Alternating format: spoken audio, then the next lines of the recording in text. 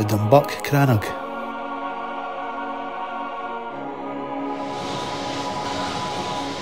You probably think this is a bit like Indiana Jones coming through a tunnel to look at some 2,000-year-old artefact. And you won't be much wrong, actually. Just this way. So I'm down just below Dumbuck Quarry at a Crannog only exposed at low tide.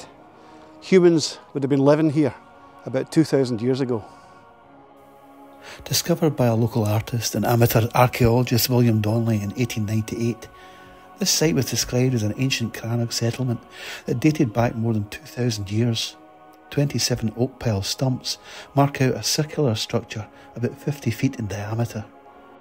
Crannogs are man-made platforms on stilts that were used as dwellings for over 5,000 years. They gave a degree of protection to the inhabitants, as well as easy access to fishing on inland lakes and estuaries. Donnelly found various artefacts at the Dumbuck site, but his discoveries were immediately brought into question by the scientific community at the time. The controversy shattered Donnelly, and he died soon after, a broken man.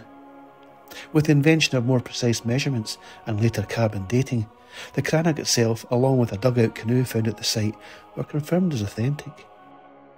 Well hidden by the waters of the Clyde, this ancient site could well have been used by our ancestors when wolves, bears and marauding tribes still posed a threat in the area.